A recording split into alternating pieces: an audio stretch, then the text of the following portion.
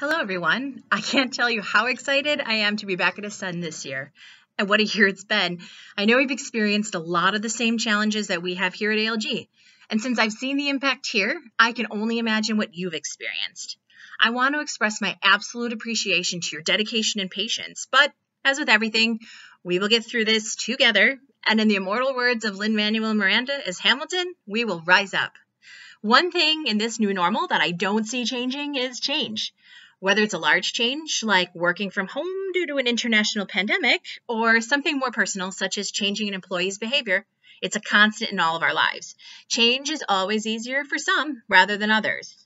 So in this presentation, we'll discuss why that is and some easy ways that you can make sure changes, no matter how large or small, are implemented as smoothly as possible. And right now, we'll try anything we can do to make changes easier, no? So what I want to talk about today is pretty simple. Why is change important? Why is it important that we discuss this? What do we need to do about change and how to make change happen easier? And what do we do with the distress that comes out of change? How can we make this go a little bit easier? So I wanted to start off with a quote. Many of you may know Nelson Mandela as the former president of South Africa. Not only was he the president, but he was also a very big philanthropist. I had heard this quote a few years ago, and it really resonated with me, both in my professional life, but as well as my personal life. I've been a manager in human resources since 2011. I actually use this philosophy quite frequently in guiding my teams. You don't always want to have to change the world, as Nelson says. Simple, everyday changes can also benefit with this philosophy. Education is a major part of developing trust. Changes end up being much more effective when those impacted understand the why behind. Let's go into a few types of change that you may encounter in the workforce every single day. So most companies will see two types of changes occur frequently. Let's discuss these. So transactional changes are smaller changes. They don't take a lot of time to implement in an organization. They usually require less planning and they don't impact the organization at a broad level. For example, in the travel agent world, a transactional change may be, for example, a change to how you process refunds for your clients. It may require an announcement to the team. It may affect everyone in the office or anybody in your group, and it may require some training. However, it does not affect the fundamentals of the business. Transformational changes, on the other hand, are larger, more broad scope changes that impact the groundwork of an organization. So, as an example here, ALG has gone through actual transformational changes quite frequently in the past few years. Mergers are often very large changes that impact more than just the foundations of our own organization. And as a culture, we had to decide on and transform who we are and how we operate. Also, how are we going to relate now to the customers and to our agents? Our transformational changes went way beyond just the organization itself. Those are the two differences, transactional and transformational. I do think in an organization, you do see more transactional change, but when you see a transformational change come up, you definitely know it. You are going to definitely see changes that will impact every single person from their framework up. Let's talk about methodology to change. This is actually a method that I had researched back in college, and I do use this in my work pretty much on a daily basis. You don't always have to think of it as ADKAR, ADKAR, but from here on out, look at this from time to time, and you can implement pieces of ADKAR in your everyday changes that you see organizationally. You can use this a lot for working with team members who potentially need to improve their performance, but you can also use it with larger changes that are going to impact more than just yourself and another person. So the ADKAR model was founded by Jeff Hyatt. It's one of the most widely used methodologies in change management used today. So ADKAR is based on 20 years of research that state that organizational changes can only happen when individuals change first. So ADKAR is a process. Like I said, really useful for small scale changes, but it begins with enabling changes in employees first. Essentially, it's getting their buy-in, awareness, desire, and knowledge. You have to establish that before you can get to that engagement zone. You got to work towards their engagement in the change. The former has to be successful before you see the engagement. Ability and reinforcement fall in that engagement category. Once you've established the awareness, desire, and knowledge, you can start determining the ability of the individual to change and reinforce the changes that are occurring. So these points can be very useful for you moving forward. If you have questions on maybe how to adapt some of these points for performance improvement plans, or working with somebody who reports to you that you maybe want to start changing some behaviors, feel free to reach out and ask those questions, or even just take pieces of this and implement it through a performance improvement plan. That's a lot of how we utilize that here. So let's look at why change is so hard for some people. Bringing you back to high school biology, humans are made to stay in a state of what we call homeostasis. So that's essentially managing conditions that are conducive for survival. That's its basest form, okay? Change can disrupt these conditions and can be seen as a threat. No matter how small the change is, it can be seen as threatening to a person. So organizational fear is something that we see often, such as beginning a company-wide work-from-home program due to coronavirus, for example. We see this fear, though, in other ways also. So I know you, as agents, have seen this in our consumers. So although some travel, for example, is now allowed, the consumers still have valid feelings about traveling right now and are worried about what destinations will look like when they arrive, right? So will the travel somehow be different? Will the destinations look different? Will their trips even feel the same as they had in the past? Some of our customers, as you know, are repeat customers. They go to the same destination every single year, and they've come to expect certain levels of service when they come to these organizations, and they still feel at this point that the changes that have been implemented to protect others from coronavirus may impact the vacation experience that they're so used to having, right? So it's our jobs as industry professionals to educate our customers on their safety and what they will experience in their destination. A customer that feels comfortable is a customer that really has trust in us. And that's really our goal, is to avoid mistrust. That goes with our team members in our organization as well. What kind of fear do people in our organizations have? For example, they don't like the outcomes of change. You're always going to have people that are not going to like something that you implement, right? That's going to happen no matter if the change is large or small. They're going to have a fear of job loss. That's their ultimate fear, right? That they're going to dislike this change, and the change is eventually going to be quote unquote bad and lead to them losing their jobs. They're also going to have a fear of failure. What if this change is so severe that I can't perform my job anymore? What if I don't get it? What if I don't understand what is happening? So the education component also becomes very, very important when working with team members that report to you. If these changes are not communicated properly, these fears turn into employees feeling caught off guard. If you're not properly planning the changes that are occurring and getting their, like I said before, buy-in, the employees are going to feel like they had things sprung on them, for example. So here are some barriers to change. We had this conversation in our organization, I would say probably about 10 to 12 years ago. There are things that you can control, but there are also things that you can influence. You may not be able to control everything. For example, the weather. It is misty, raining, and cold here today. I can't control that. What can I do is I can influence that. I can read the weather before I go outside. I can plan for it. I can layer my clothing. I can carry an umbrella, and I can plan to stay inside most of the day. I have influence that I don't need to be caught in that type of weather, for example. It's very much the same as traveling. There are things that you can control with your customers, but there are also things that you can influence. You can influence where they stay. You can influence their attitudes when they're traveling.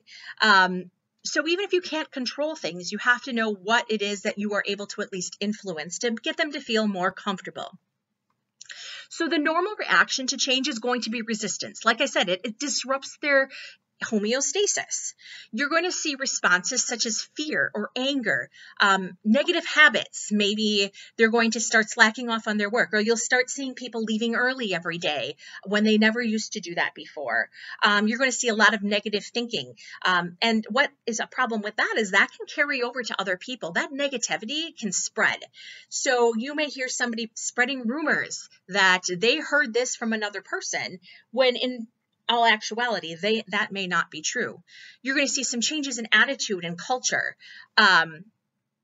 You're going to see some poor planning happening if the change is not rolled out in an appropriate manner. You're going to see a lot of emotions running high, people getting upset, people being angry. So you need to be able to head these off. Normal reactions to change, all of these things will lead to self-interest, protecting themselves and trying to maintain that homeostasis. They are going to have a lot of misunderstandings. There's going to have low tolerance to change and just genuine disagreement. This is the things on the right here. The self-interest, the misunderstanding, the low tolerance of change, and genuine disagreement is what we want to try to avoid. That's what we need to try to overcome, because all of these reactions on the side will lead to these 4 things happening. I've seen it personally, and it's not something that I really like going through, because once these 4 things begin, it's really, really hard to try to back out of that again. So if we can stop that from happening in the beginning, then we'll be able to kind of head off some of this stuff. What I want to give you here is 5 pillars of change.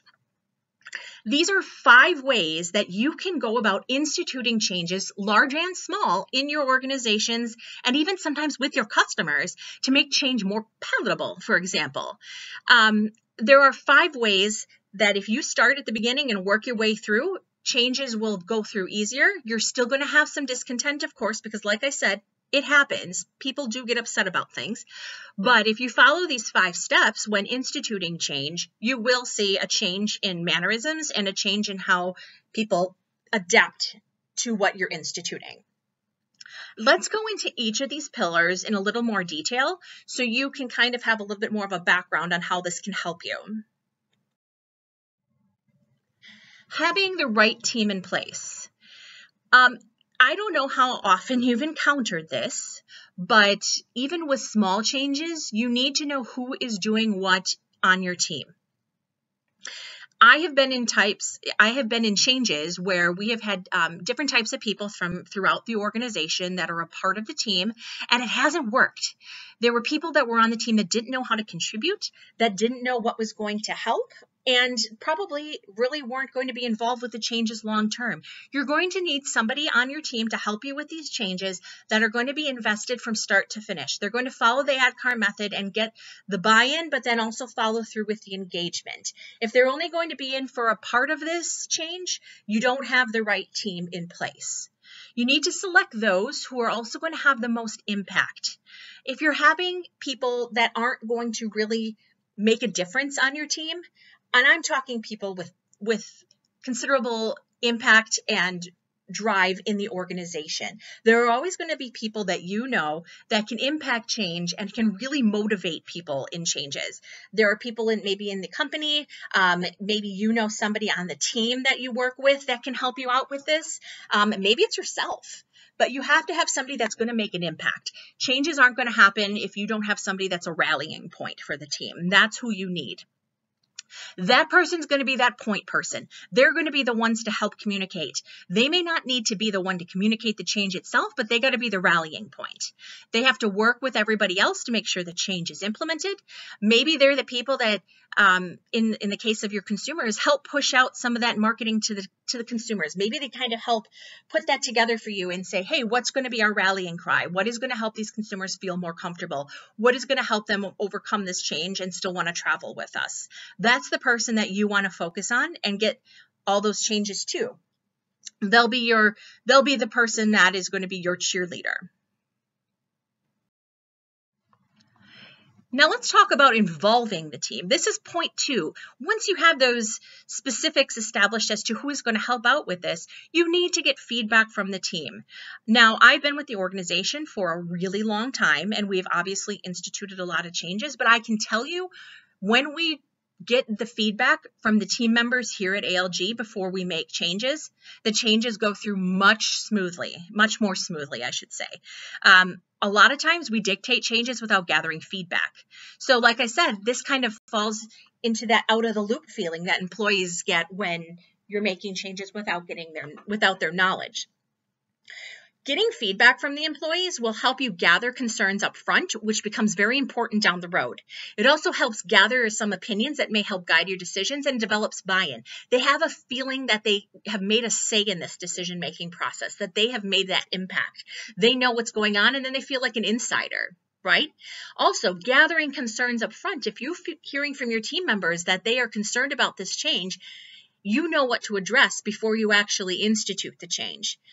This actually works really well if you are working to coach a team member that may be a little bit lower performing. I use this a lot.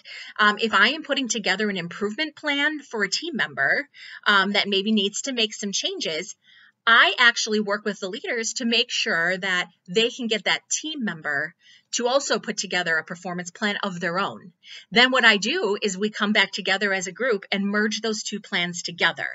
Because then we get the feedback from the team member as to what they feel they can achieve to improve, but also combines it with what we feel they can achieve. It's not us just dictating to that team member what we expect them to do, but it also gathers their feedback. They feel that way once they are able to put together their plan, that it's more manageable. They are the ones that suggested, so they should be able to achieve it. That works really well with me when I actually work with our team members on that, and it makes them leave the conversation feeling way more positive and way more excited about changes in their future. It's actually also really helped keep us from moving further in any discussions. I've seen performance improve pretty frequently when I've implemented this model, working with team members, getting their buy-in rather than just dictating to them what we expect to change. You need to communicate through all sides of this process. Now, let me actually kind of relate this back to working from home. With all of these changes during COVID that have happened this past year, most of ALG has been working from home since March. Never in the history of our company, even before we merged into one organization, have we ever done that. We've started with some teams starting to work from home, but we've never done that as a whole organization. And not only did we have to do that as a whole organization, we had to do it really, really quickly. Just for safety reasons. So what we had to do was make sure we put together a communication plan for our team members to communicate early and often. Now, sometimes early doesn't happen as early as we would like, but we try to communicate to get them feeling more comfortable about what's happening. We're sending our team members home to work for the first time ever, and they're not going to know what to expect. We need to make sure that when we're communicating with these team members, some of them who have never worked from home before, what they're going to expect and what's going to be expected from them. So we made sure we did that before we even sent our team members home. But we also had to really make sure that we were communicating with all areas of the organization as well, not just to our team members. Communication internally had to happen when we were working with Tricep to make sure that we could get all the equipment to send our team members home as well. We had to make sure that they were in the loop, that security was in the loop as to what we expected when the offices were closed. We had to make sure our facilities team was in the loop. We had to communicate a lot with our accounting team because some of them maybe had to come into the office for things. So we had to know up front what everybody was doing at almost every portion of the day. Now that we are looking to start coming back to the office little by little, that's going to be a big change for people who were really used to working from home for the last, 8 or 9 months. That's going to be a change. So we're already working on that communication plan and starting to communicate to them little by little. What are we going to expect? When is it going to start? And what do they need to do if they have questions? They need to have that outlet to make sure that they feel comfortable that way. And I actually personally had reached out to some of my teams prior to looking at coming back to the office to get their feedback. Like I said on the last slide, making sure that you're getting that feedback from them actually brought up a lot of good concerns and questions that we were able to address ahead of time before putting this plan together. So that way the team members know that I am aware of what their questions are and their concerns, and that we're going to handle it. They got that trust from me that we will take care of them. When you're communicating changes to team members, make sure you're maintaining consistency. You're going to hear that a lot when you're talking about team members. Consistency, at least in the HR world, is very important because not only does it help you know what you've done in the past and establish a routine, but it also helps establish processes that honestly help you avoid lawsuits in the future. If you're treating everybody the same way, there can be no claims of being treated unfairly or different from everybody else. So if you are going to communicate, make sure that you follow the steps that you are taking to communicate with a person or even a team every single time. If you're using communication to talk to, let's say, an individual team member who you're trying to work on their performance, make sure that you are consistent. If you're giving them a 30-day time frame to try to improve their performance, make sure that you set up that time right away at that 30-day mark to follow up with them and give them an update. You need to follow exactly what it is that you are communicating to your team members. Also, let them know the why. Tailor your message to the audience. Who are you talking to? Are you talking to your consumers? Are you talking to a person that works with you? Are you talking to some suppliers that work with you? If there are going to be changes, make sure you're explaining the why. That goes back to Nelson's quote on education, right? You need to explain the why and tailor that message. You don't want to talk to a team member that you've known for years in a very formal way and maybe using the company spin. Put your own words to it, right? Tailor that message to who you're talking to. They're going to feel more personalized, and they're going to feel that that message is tailored more to them. Again, helping get that buy-in. You need to overcome resistance. Now, that's only really going to happen if you know what that resistance is ahead of time. I'm actually going to tie this into physics. Apparently, my presentation is going to revolve a lot around science. Sorry for those of you who maybe don't like science so much. But if you're looking at physics rule of motion, an object is in a static state, and it actually needs a larger force to overcome friction. The object will then start moving, right? So change is what's moving forward, right? That is that forward motion in physics. That's the change that you're going to see. Now, the resistance to this change is going to be the drag. You're going to need to overcome the resistance to move forward. You have to involve your team here, learn what the concerns are, what's holding them back. Now, you don't need to necessarily do this very formally. You don't have to put together a survey or anything like that, although I do find that sometimes that's helpful. But you need to know your audience. What is going to be the best way to get some of these concerns out of the way? Do you need to meet with them in small groups in a roundtable kind of conversation? Do you need to meet with them one-on-one? Is it easier maybe to do a survey so you can get more information that maybe doesn't have their ID or identification tied to it? They may want to be a little bit more anonymous. You need to find out how you're going to get those resistance, but then how are you going to overcome it? Develop a plan when you find out that people have concerns, and develop a plan of how you're going to overcome that. One thing I have actually suggested with leaders who are maybe working with a team member who needs to develop their performance a little bit more is to have them put together identify, discuss, and solve, or what's called an IDS statement. You need to identify the problems that you feel that you are having, discuss them, possibly with the leader, but it's also good if you just have them write down some of those issues that they're having and why they feel they're having them, and then solve them. Yes, I know that's probably part of our responsibility as leaders, but if you get that buy-in from the team member may be able to help pinpoint the areas that they need change in and where they're having issues. You may not know it. Maybe, for example, somebody that you're working with maybe needs some more training in VAX, for example. You don't know what it is they need help with, but they're having some struggles booking vacations.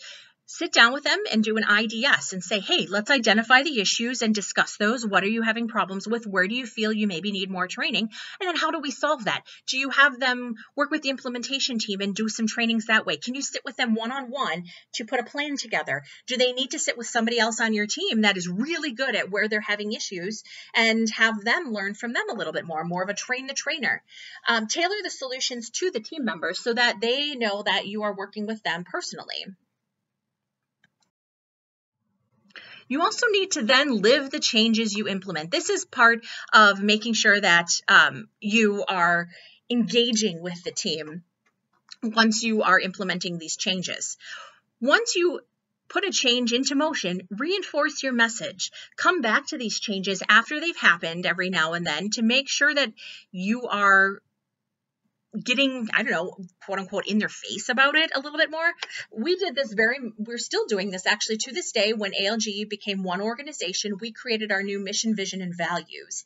And we live these. We question people on this. We put them into emails. When we put changes into place, we incorporate our core values into these changes. When we are looking at, working with team members on coaching plans and performance improvement plans, we put the core values into those to make sure that team members are reinforcing those. So we actually live these changes and make sure that they are always front and center with our team members.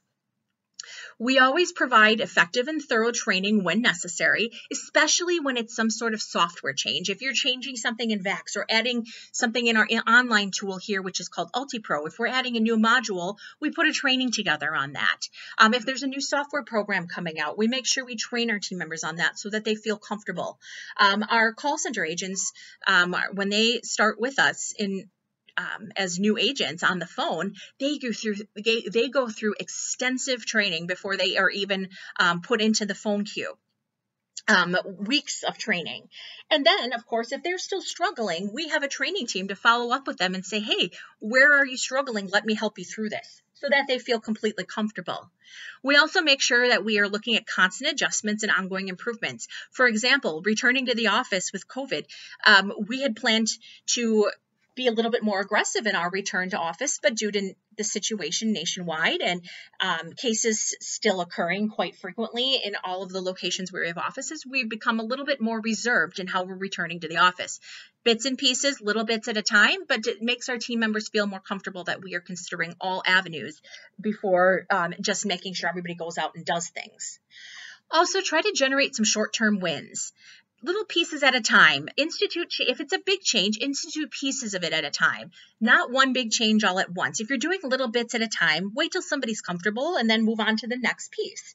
That always kind of allows for a little bit of celebration in between. It's kind of like if you're looking to lose weight, for example. Sometimes it's easier to focus on a 5 to 10 pound goal rather than trying to look at a 50 pound change all at once. Aim for little wins and then reinforce those behavior once you see those wins happening. If you see somebody supporting the change, make sure you call them out for it. Make sure you say that you've acknowledged it and that you appreciate their concern and that you appreciate them jumping in and helping out. You can do this with your customers as well.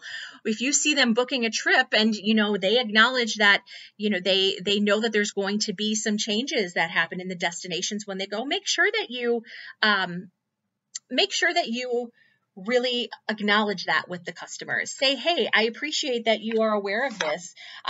Let me see if I can help you with anything else before you go. Let me make sure that I can impact your decision-making process and make you feel completely comfortable about this trip.